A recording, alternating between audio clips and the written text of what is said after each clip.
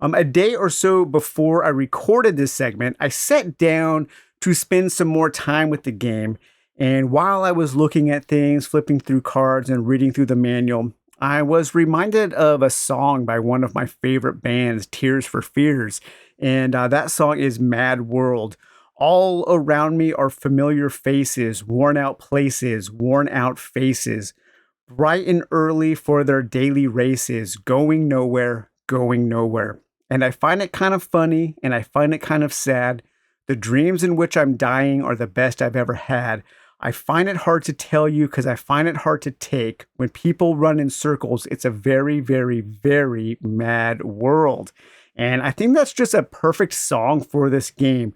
We have familiar faces in some of the investigators like Jenny Barnes and Joe Diamond and Monterey Jack. We have worn out places in Arkham like City Hall, the sanitarium, the hospital, the boarding house. On the board, we have people running around in circles around the neighborhood of Arkham. And of course, when we go to Earth's Dreamlands, we have the potential of dying in a dream. And yeah, that song just really struck a chord with me while I was thinking about Arkham Horror First Edition. Finally, being able to experience First Edition for myself has been kind of like playing a board game in the Dreamlands. I see faces, I hear names that I recognize, I see places that are familiar, I see items and objects that I remember, but they're all just a little bit different, a little soft around the edges. They don't appear like how I picture them, but they're familiar just the same.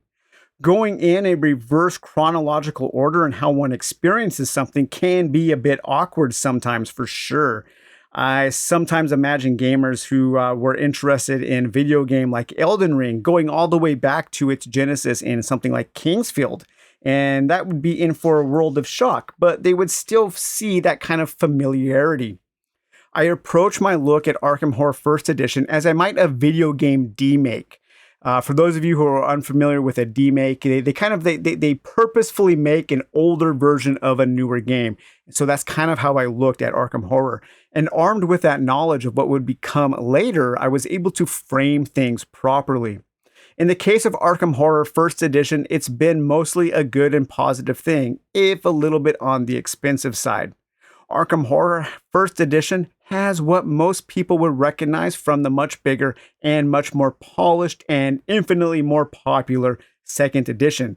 But everything is a little more primitive, a little flimsier in the cards and in the board. The board's just kind of a fold-out paper map. But everything is here, if a little bit more reductive. But what's most important is it's still really fun. And it still does a fantastic job of creating memorable moments at the table. And that's really what all good games should do. As a matter of fact, I'll never forget my first game of Arkham Horror First Edition. I actually won. I had an insanely lucky draw of initial items. And each of my 3 investigators, I was playing as Jenny Barnes, Monterey Jack, and Harvey Walters. Each of them received an Elder Sign from the item deck. And through a luck of the draw of the gate cards, I was able to get every gate closed and sealed in just a few turns. It was totally wild. I probably didn't play everything correctly because the rule book, or the rule books, I should say, leave a lot to be desired. But that doesn't really matter. It was still fun and exciting, and I wanted to play more. Again, those are all good signs of a good game. Let's take a look at one thing right off the bat here, and you can kind of see the difference. Actually, I was really surprised when I first got First Edition at the size of the box. I didn't realize what a small box it would be in. For a comparison's sake, here is a Talisman expansion box from Second Edition, and you can see it's that old kind of bookshelf box size. And yeah, I was really shocked by how small it was. And one thing stood out to me on this amazing cover. Of course, we have designed by Richard Lanius, and as you heard in the interview, Lynn Willis and Charlie Crank. But here we have the board game for monster hunters. And I think that's a really good clue as to signify that this is different than a Lovecraftian style mythos story. This is more focused on the action. And I think that's just having that subtitle there, I think, is a really good clue of where Lanius was coming from in his attempts, and I think his successful attempts to create an adventure game, a pulp adventure game set in the world of the Cthulhu mythos. Let's take a look at the back of the box here and read a little bit about this. From beyond space and beyond time, extra, extra, extra, extra, extra mobs of monsters massively metastasize by Jabeth Mapplethorpe. Special to the Gazette. Hordes of monsters appear early this morning, making of Arkham a perilous battleground. Mayor Mapplethorpe has requested intervention by the militia. Appealing for public calm, town officials nonetheless expressed a helplessness towards the unprecedented situation. No loss of life has been confirmed. The hospital and the sanatorium acknowledge that many patients have been admitted, several more than once. Heavy property damage occurred in the Miskatonic University grounds and at the Silver Twilight Lodge. Sheriff Ingalls stated that damage and injuries might be worse, save for the courage of a few visiting investigators who discovered the horrors and began dispatch of them. In all, nearly 100 drawings and silhouettes. And remember what Lonnie has said, some of those drawings are his original prototype drawings that he just sketched out by hand. Chaosium didn't even take the time to make new art. That is hilarious. What investigators do? Whack monsters. Right there, the first thing that this game is focusing on is killing monsters. It's direct confrontation. That already is entirely non-Lovecraftian. Blast gates to other worlds, encounter weird characters, discover tomes and artifacts, buy and sell, wheel and deal. We have 9 origination classes and 21 monster types, colorful components. Here we have, let's see a little bit about the game here. The year is 1926 and strange things are happening in Arkham, Massachusetts, a town with a sinister past. Strange lights glow in the graveyard. A local citizen has vanished without a trace.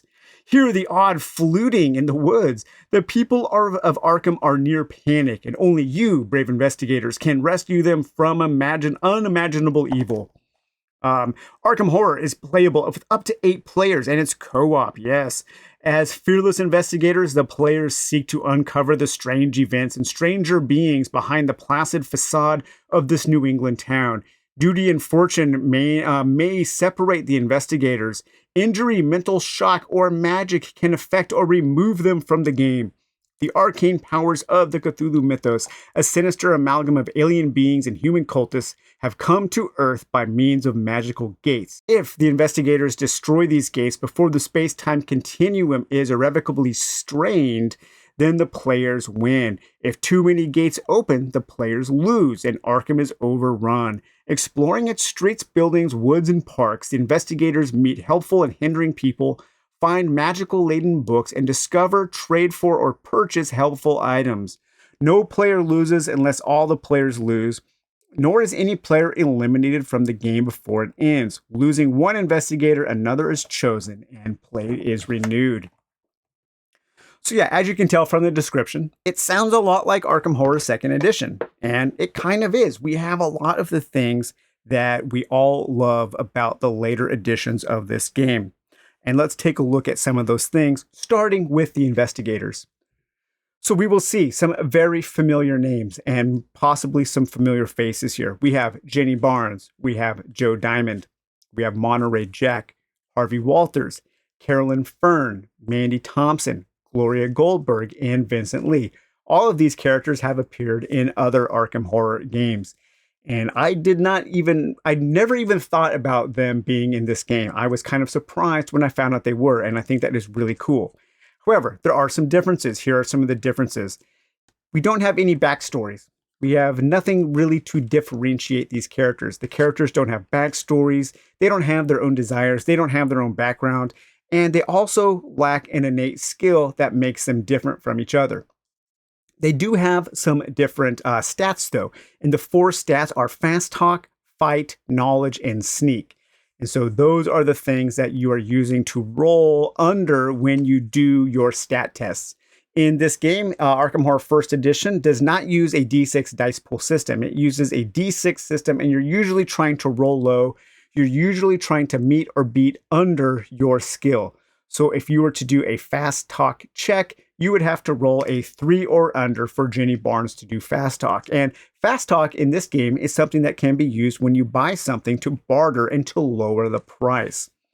So her fast talk is 3, her fight is 3, her knowledge is 4, her sneak is 4. And here we have Fast Talk of Joe Diamond, 4, 5, 2, and 3 for his stats. Now, one of the only really kind of pieces of background information we get in Arkham Horror First Edition is in the the rule book that talks about your investigator. And I actually really like this piece of information. I think it's a really neat way to set up this game. So here it says that a weary victor, you've stymied another threat from the Cthulhu mythos, but at great sacrifice. You need to rest. You go to Arkham, a peaceful college town, to recover. Little do you dream the fate of awaiting you. I think that's really cool. I love that setup. I love that these investigators in this game are already well aware of the Cthulhu mythos. They have already done something somewhere else to thwart some kind of scheme from the CCDs, from the Cthulhu cycle deities. And now they're coming to the nice, peaceful, quaint town of Arkham, Massachusetts for a vacation. And they arrive at the train station only to find the city being overrun by gates and monsters and having to deal with them yet again. And I think this also translates to how you set up your investigator. An investigator in tip-top shape, in perfect health, both mental and physical health, would have 7 sanity points and 7 strength points. However, at the beginning of the game, you have 10 points to divide between those two, with the caveat that you can't go less than 3. So you can have a spread of 7 and 3, 6 and 4, or 5 and 5. I have been playing my games of Arkham Horror First Edition with a variety of spreads going from 6 and 4, 6 and 4, 5 and 5. So if I was playing as Jenny Barnes, I might take Jenny Barnes and have her set here to a 5 and 5. Okay, so we'll put a 5 there. So she will start with 5 sanity points, and she will start with 5 strength points. And then I would take Joe Diamond, and I want Joe Diamond to be a little more on the physical side. So I'll start him out with 6, and I'll start him out with 6 strength and 4 sanity. And then let's say I was also going to play as, let's play here as Harvey Walters. And I will have him be more kind of a book nerd guy. So he'll start off with, I'll put 6 sanity and 4 strength. Like in Arkham Horror 2nd Edition, having 3 in one of your core stats is a pretty big detriment because it's very easy to lose 3. 4 seems to be a lot safer.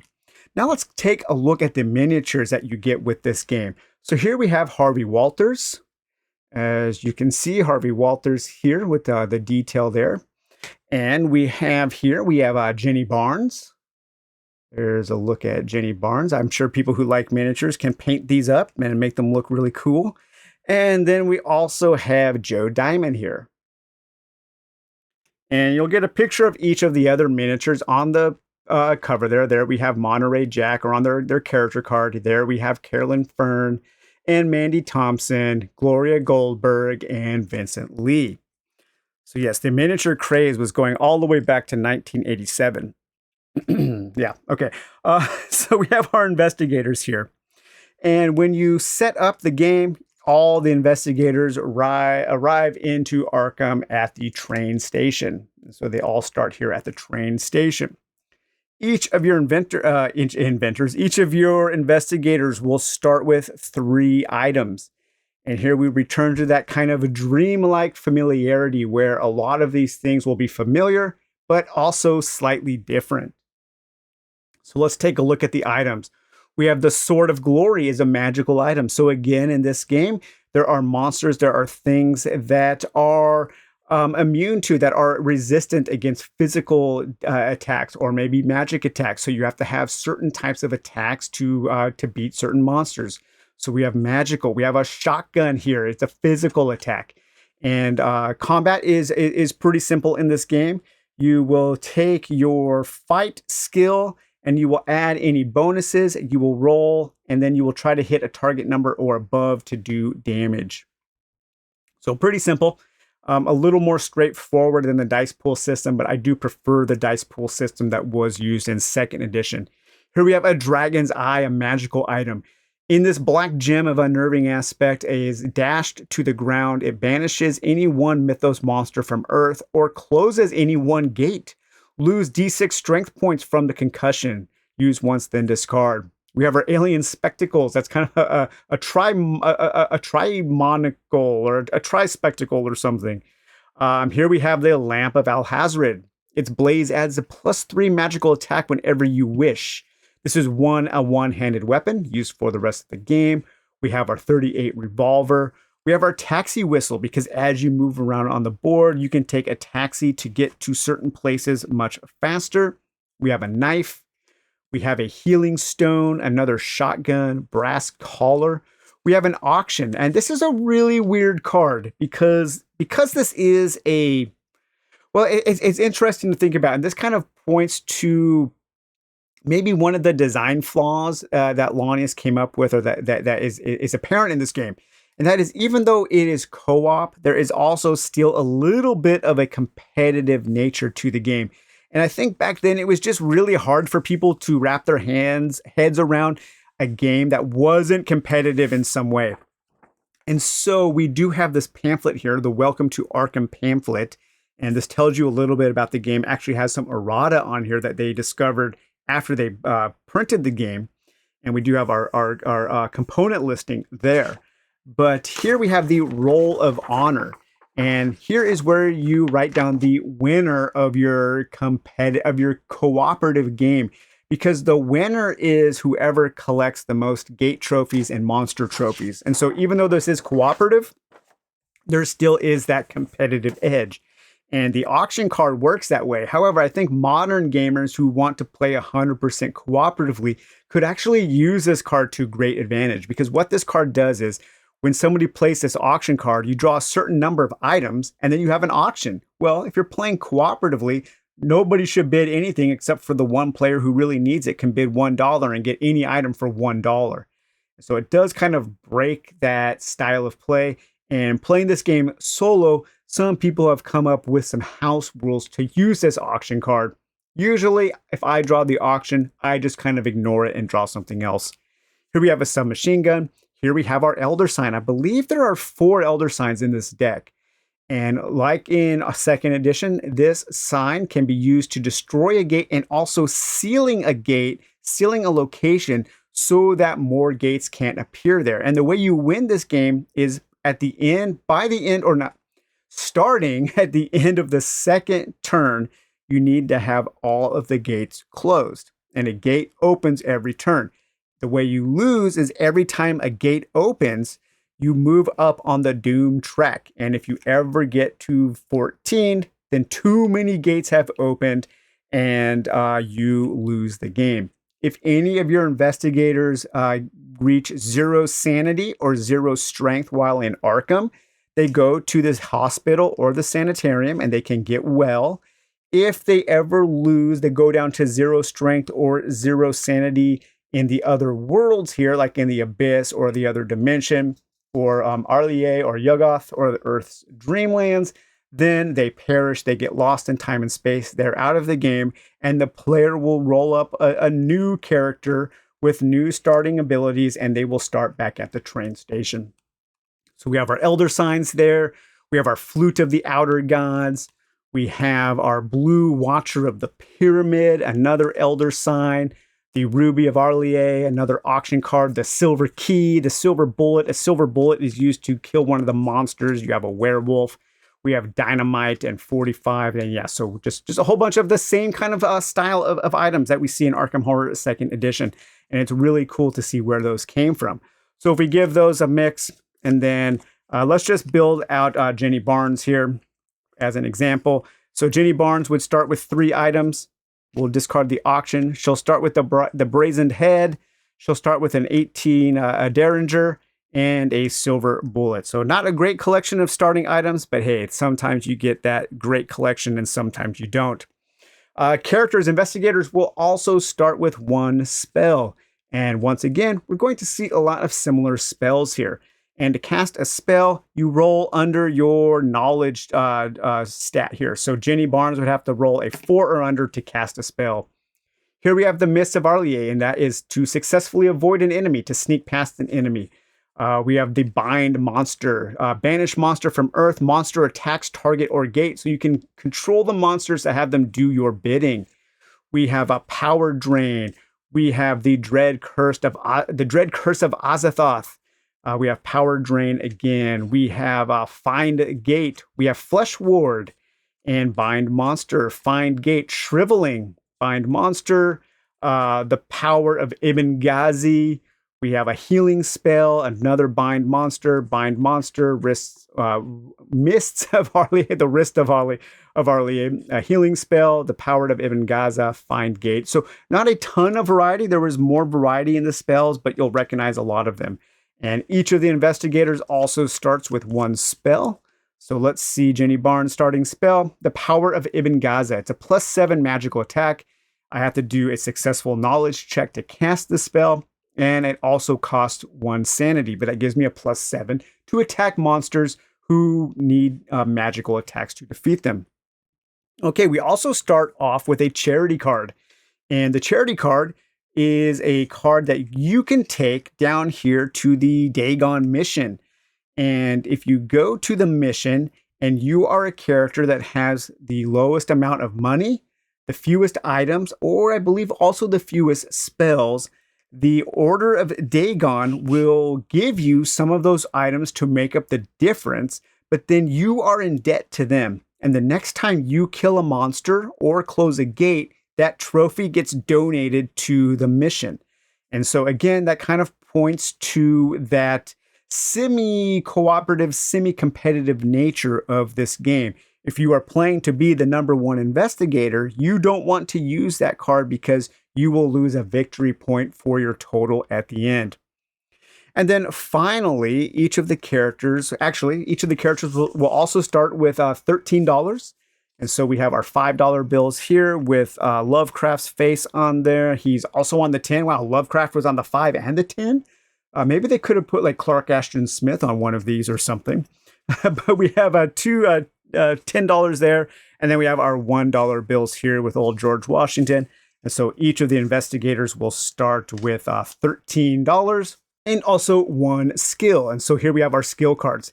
Now these are in different colors, and the game says that they did this on purpose so that when you draw one at random, you might remember what the different colors are, so you have a better chance of knowing what's coming.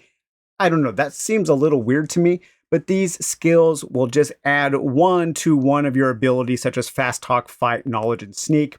So we have a Sneak +1, Knowledge +1, Knowledge +1, Fast Talk +1, Fast Talk +1, Fight, and Fight +1, and Sneak +1. So pretty boring skills, but they don't really have names or anything. They're just something that adds 1. So let's shuffle these up and draw 1 at random for Jenny Barnes here. And so she is a Fast Talk +1. So that brings her Fast Talk up to 4. All right, so that would be how you set up an investigator. So Jenny Barnes would be all set up, and then she would be at the train station here. We've taken a look at items, we've taken a look at spells, we've taken a look at the investigators. Now let's take a look at all of the different locations. And I really do like the look of this map. I think it has a nice kind of quaint and just a pleasant look to it. And I believe this was the original board very similar to the original board that Richard Launius drew. And I think you can see his original map. I think I've seen a picture of his original map online before. But we have places like the hospital, the sanitarium, the newspaper, Harney Jones' shack, the graveyard, the city hall, the Black Cave, the Silver Twilight Lodge, Miskatonic University, the Curiosity Shop, the boarding house, Velma's Diner, the Historical Society, and so on. And so all of these locations, so many of the locations that we remember from Arkham Horror 2nd edition are here. Now, what is missing are the location encounter cards. And that's because this game didn't use cards for its location encounters. It used a series of lookup tables. And the lookup tables were used for the gates to other worlds and for when you land on one of the locations. And this game also uses a roll to move. And we'll talk a little bit more about roll to move and why I actually think it does work in this game in just a minute. But here we have all of our lookup tables for the different gates for when you go into your other worlds. So if you were to go to Yuggoth there, and on one of your encounters, you would roll a d6, and you would look up 2. The cylindered head mocks your hopes. You'll never return. It cackles. Lose 2 sanity points from despair. And like second edition, you have 2 encounters in each other world before returning to a gate in Arkham and having the chance to close it. Now, when you land on one of the spaces, such as the City Hall, then you open up your Gazette here and you find the City Hall. And again, you roll a d6. 2. A mail clerk gives you an envelope containing payment from Enigmatics magazine. Collect $6. Very cool.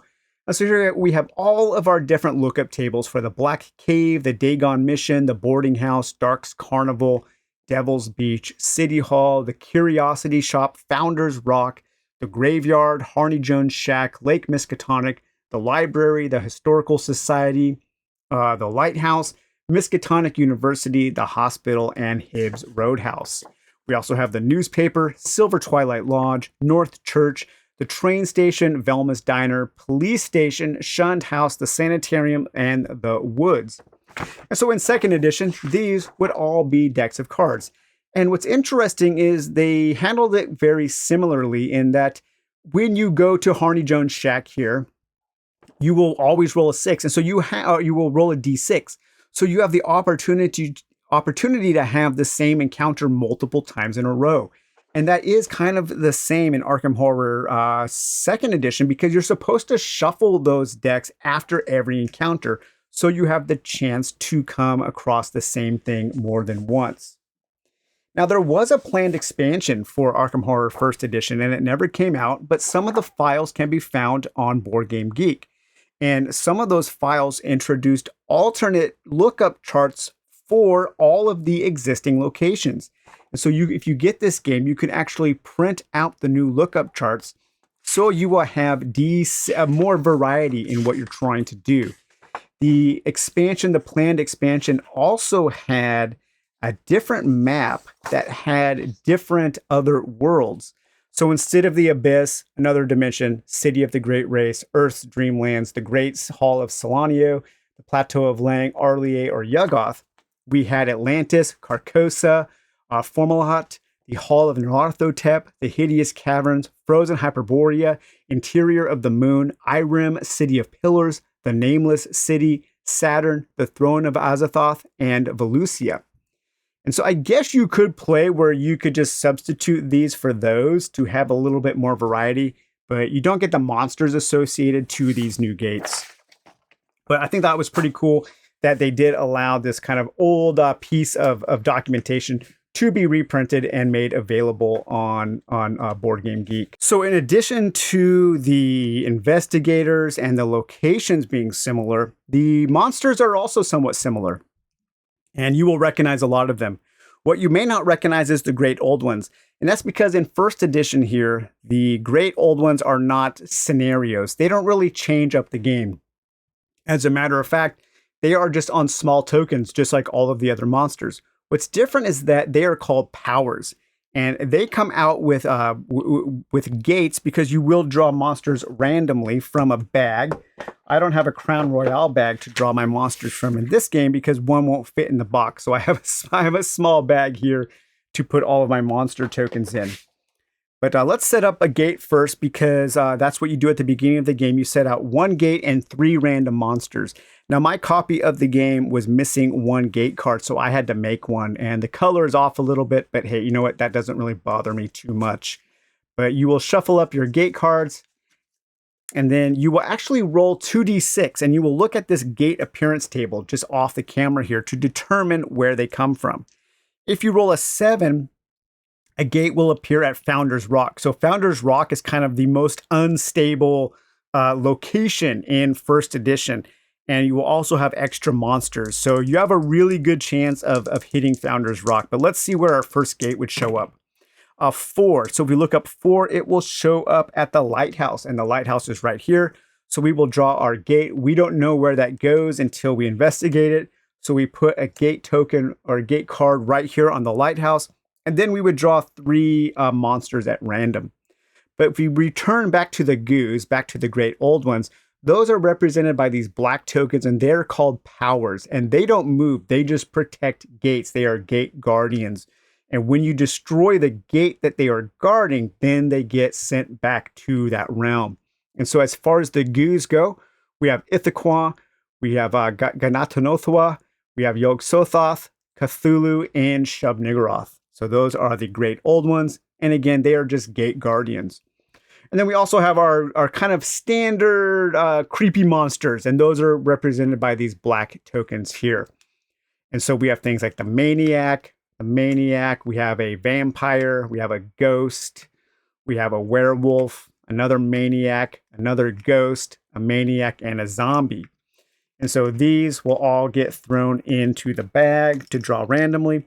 Now, if you look at the monsters here, and this is a little fiddly, this is where first edition is a little fiddly and how the monsters move.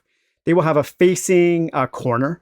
So the monster moves around the board towards that arrow that it's facing, and it has a direction that it wants to turn when it reaches a crossroads, when it reaches a junction.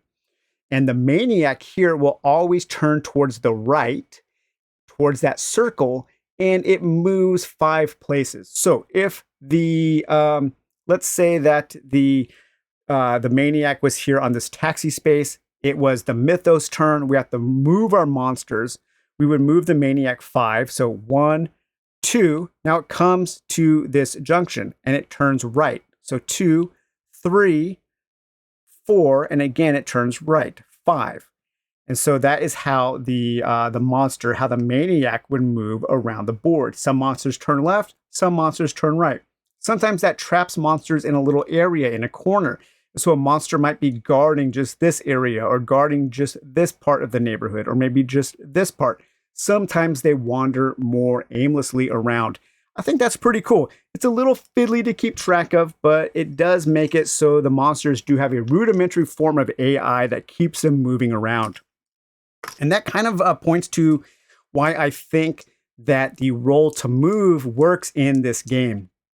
Because almost all of the monsters, except for, I think, the Hounds of Tindalos, they stay out of the locations. The monsters don't move into locations. Guardians, the powers, they will stay at the locations. Cthulhu does not walk around the streets of Arkham. Neither does Yog-Sothoth. Although I think that would be pretty funny if Cthulhu was just kind of stomping around Arkham there.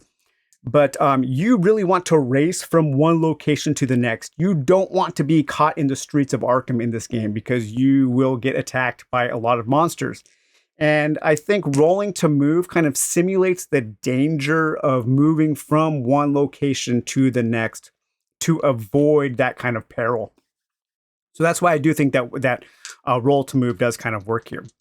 And then we also have all of our other monsters, and those are kind of color-coded to the different gates, to the different dimensions. So here we have the Abyss, we have our yellow monsters, and those are things like ghouls and formless spawns. And so those will go back in there. We have our another dimension, and those are kind of our reddish color. And here we will have things like dimensional shamblers. We will have our Hounds of Tindalos there, dimensional shambler and Tindalos. And on the back of your monster chits, you will have their movement. You will have what you need to roll meet or beat above in order to do damage. You will also have how much damage they do to you when you fail or even when you succeed a sanity check. So it is possible to avoid sanity damage, but sometimes you take it no matter what. We have our City of the Great Race, and from those we have our absolutely dreadful flying polyps. The flying polyps were just terrible in this game, and they're terrible in second edition. You never want to face off against a flying polyp. We have our Earth's Dreamlands, and so there we have our Night Gaunts. Night Gaunts can pick up investigators and drop them in nearby gates. We have our Gugs and our Night Gaunts there. And then we also have our Great Hall of Ciliano. Now, the colors, I feel really bad for colorblind people here because there are no symbols. And a lot of the colors just kind of like flow together. Here we have yellow, red, light orange, and dark orange. And then we have blue, blue, and purple. And all of those kind of look the same, especially to me. And we do have green there. But Great Hall of Ciliano, we have the Byakis, we have the Star Spawns. And there are also flying monsters, which kind of work the same in second edition. They will move towards the closest investigator in the street, but they do stay on the board. They don't move off into the skies like they do in second edition. From the Plateau of Lang, of course, we have our Elder Things and our Shoggoths. And then in Arlier, of course, we have our Star Spawn, our Deep Ones, and our Star Spawns. Our little Cthulhuid guys there. And then finally, from the realm of Yuggoth, we have our Migos and we have our Doles. And so at the beginning of the game, you'll put your bag together. You will randomize these. You will draw 3 monsters that start in your initial gate. So let's see what we have here. Okay, so we have a ghoul from the abyss. We have a ghost, and ghosts don't move. Ghosts haunt locations, so they're one of the creatures that can stay in a location. So we have a ghost haunting a lighthouse. Perfect, so thematic, I love it. And then we have, oh no, a Hound of Tendalos. So yeah, these guys are nasty too. You don't want to face off against a Hound of Tendalos. Okay, so we basically have everything set up. And now we can do a little bit of a little bit of an example turn. This isn't a teach video because I'm sure I will get some rules wrong. The rules in this game, yes, the rules do leave a lot to be desired. So we have 2 rule books, one about your investigator, one about the rules, one about Arkham. We do have our order of play. So unlike second edition, an investigator takes their full turn here. We don't divide things up into phases, but you could play like that. And I think in Paul Darcy's video, he does play more like second edition, where all of the investigators move. Then they all have their encounters, and then the Mythos phase, and so on.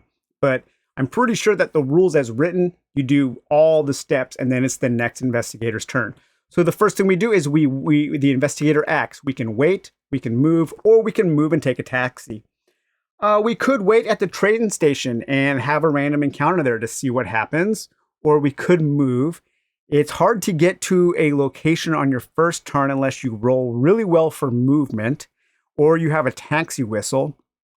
One of the things you want to do, one of the strategies, is the outer locations are a little more unstable. So you have a better chance of things appearing in some of the outer locations. You want to kind of make your way towards the city center to hopefully buy some things. I want to get over here towards the curiosity shop, but having this gate at this lighthouse makes the curiosity shop a really dangerous proposition, and that really bums me out. Let's roll here and see where we're going. Okay, an 8. All right, so 1, 2, 3, 4, 5, 6. I could get to the Black Gate. 1, 2, 3, 4, 5, 6. I could go to the Shunned House. I could investigate the woods. I could go to Harney Jones' shack there and come around the outside, going there. 1, 2, 3, 4, 5, 6, 7, 8. I can't quite make it to the North Church. Let's head to Harney Jones' shack. So 1, 2, 3, 4, 5, 6. Okay, so I'm at Harney Jones' shack. And now we have our encounters. So we can either wait, we can roll for an encounter. We might need to have sanity checks or strength checks here. We can earn or lose money. We can purchase fine items, use a skill, use a charity card, or meet a monster. And if you meet a monster, that's when you enter into combat. Okay, but we are at Harney Jones' shack. So let's open up our Gazette and roll up our D6 to see what we find. And a 1. Okay, that is probably really bad.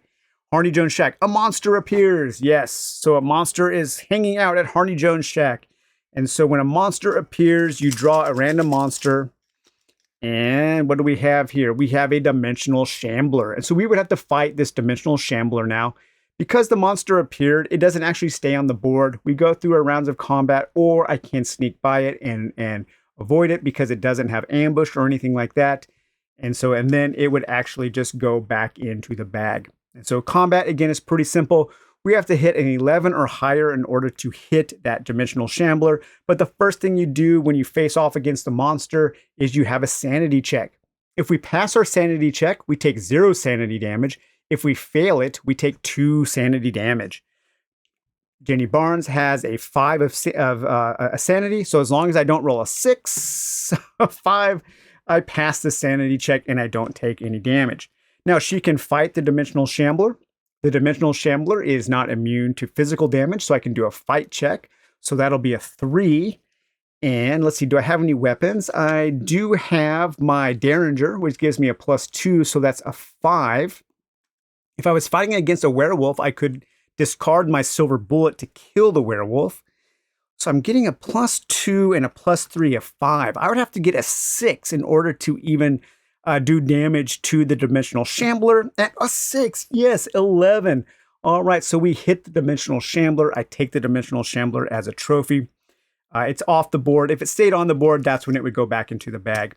Now, if I didn't kill the Dimensional Shambler, it would do a D6 damage to my strength. So yeah, a single monster can wipe out an investigator very, very quickly. Okay, so that would be my encounter phase, and then we would have a mythos phase, and there isn't really any story in the mythos phase here. There's no flavor text. You just roll your 2d6, and you look at your chart over here in 8, the Silver Twilight Lodge. We would draw a gate card. We would put the Silver Twilight Lodge there. A monster always comes with a gate, and so we have a vampire, and then we would do our movement. Okay, so our movement here, the vampire, moves in that direction, and it turns towards the right, towards that circle. So it moves 5. It would go 1, turning right, 2, 3, 4, 5. Okay, then down here, our ghoul turns right, and it moves 6 spaces. So it comes out of the lighthouse. 1, 2, 3, 4, 5, 6, like that. Our flyer here just moves towards the investigator on a street.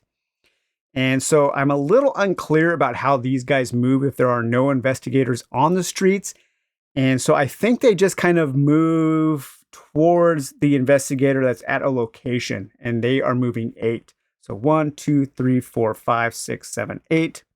And then finally, our ghost stays haunting its lighthouse. That's where the ghost lives. So unfortunately, we'll have to deal with that ghost. Let's fast forward a bit and say that I was over here at the Silver Twilight Lodge, and I was moving in, and I wanted to close this gate. I wanted to investigate the gate. On your encounter phase, you would turn the gate over, and this is a gate to the City of the Great Race. And this takes a 13 or higher to destroy, and you do that just as the same with combat, but you can add bonuses and you can add die rolls, and you have to get a 13 or higher to destroy or use an Elder Sign. But once you find the gate, then you're teleported to the first space of that other world. And so we are going to the City of the Great Race, which is at here, and we are at spot number 2. And then we have an encounter in the other world. And again, you turn to your Arkham Gazette, and I would be in the City of the Great Race here. And a 4. The canonical entity teaches you a spell. Draw a spell card. Nice. All right. So I would get the Bind Monster spell. Very powerful. And then on my next turn for movement, just like in 2nd edition, you don't have movement points now. You just move to the next encounter. You have another encounter. And then on your next turn, you move out to any of the corresponding cards that correspond to that space. So if there were more gates to the City of the Great Race, you could come out on another one, and then you have a chance to close that gate. If you have an Elder Sign, you can place the Elder Sign there to seal it. And then every time you draw a new gate, you move up on the Doom of Arkham. And there is a limit to how many gates can appear per player, count, and total. So if you ever get to 14 here on the Doom track, you lose the game. And your main goal is to just close the gates. And that's how you win. Starting at the end of the 2nd turn, you want to have all of the gates closed. And that is how you win the game. So overall, I was surprised by how much I enjoyed my time with this. But I don't think I would encourage most people to seek it out and pay those collector's prices. As a matter of fact, I bet with some clever Google foo, you could probably find the things you need online to create your own DIY copy.